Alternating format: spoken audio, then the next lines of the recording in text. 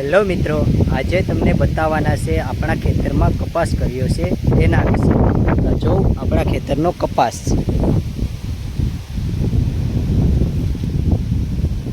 આ જો એટલો કપાસ મોટો થયો છે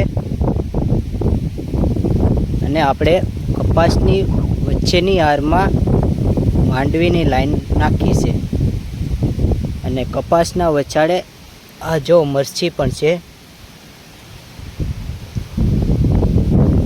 ક્યાંક મરચી નાખેલી છે અને માંડવી તો લાગટ રાખેલી જ છે. જો આપણો કપાસ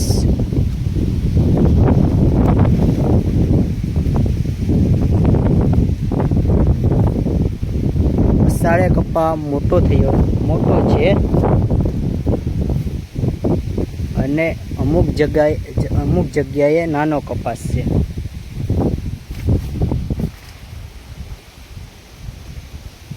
જો આ બાજુ મોટો છે, કેટલો મોટો બધી છે, આ એટલામાં મોટો છે. તે જ પ્રમાણે માંડવી પણ છે. આ બાજુ નાનો છે.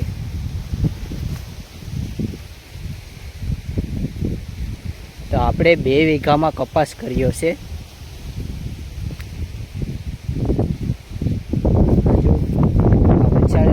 રાખેલી છે કારણ કે બંને બાજુ પાણી જાય તે પ્રમાણે આપણે રાખવું પડે, કારણ કે સરખું પાણી ચાલતું નથી એટલે વછાડે આપણે નીક રાખવી જરૂરી છે. આ વરસાદનું પાણી થોડોક સમય પહેલાં આવ્યો હતો વરસાદ. હવે આ આપણે બીજા ખેતરમાં છે, મતલબ બાજુમાં જ છે. આ અલગ વીઘો છે. આમાં તો હાવ કપાસ નાનો છે ને આમાં નેદવાનું પણ બાકી રહ્યું છે. નેદવા આવીએ તો અચાનક વરસાદ આવી જાય એટલે લીલું લાગે છે એટલે નેદાતું નથી. આમાં માંડવી અને કપાસ પણ હાવ નાનો છે.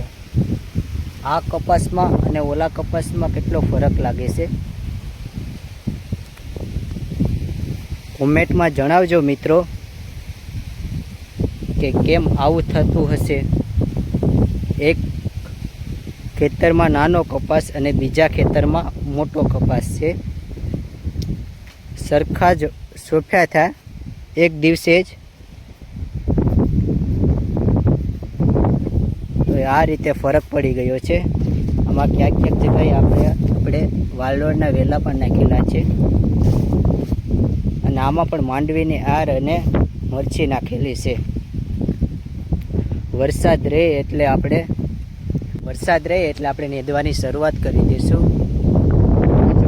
નાનો છે.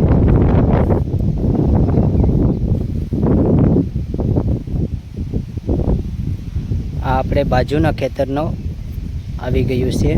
તેમાં એ લોકોએ માંડવી કરી છે. અહીંથી પછી રસ્તો છે. આગળ આપણે જઈએ શું છે શું નહીં.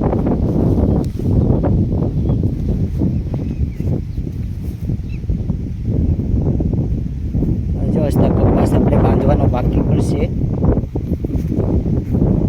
વરસાદ રહે એટલે નેદાઈ જાય પછી આપણે કપાસને બાંધી દઈશું. અહીંયા આપણે બે આર મગની પણ કરી છે. આ જો, કારણ કે આ બાજુ પાણી સડતું નથી એટલે આપણે આ બાજુ મગ કર્યા છે અને નારેલીના પાના બાના પડે અને હાલવાનો રસ્તો છે એટલે આપણે મગ કર્યા છે 1-2 આરમાં. આ બાજુ માંડવી છે. જો આ બાજુ કેટલો ફરક પડી ગયો છે આપણે કપાસમાં. હાવ નાનો છે.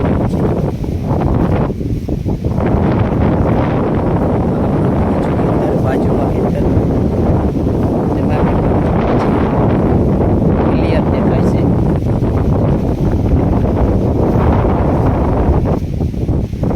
અહીંયા આપણે ગવારના છોડવા પણ નાખ્યા છે. ગવા રસ્તે આવ્યા નથી ફૂલ આવી ગયા છે.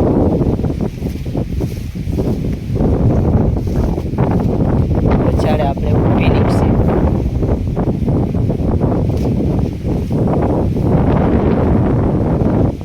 આ બાજુ ને આ બાજુ કેટલો ફરક પડે છે. આ કમ્પ્લેટ આપણે 2 વીઘા છે. 2 વીઘા મતલબ થોડું ઓછું છે. બંને વીઘામાં આપણે કપાસ અને મરચી કરી છે. કપાસ, મરચી અને માંડવી કરી છે. આ જો આપણે બદામનું ઝાડ, તેમાં બદામ દેખાય છે. દેખાડું તમને બદામ.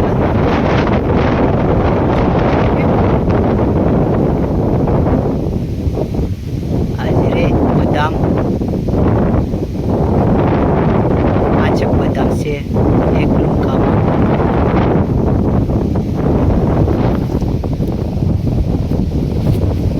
આ નાળેલી ને બધું.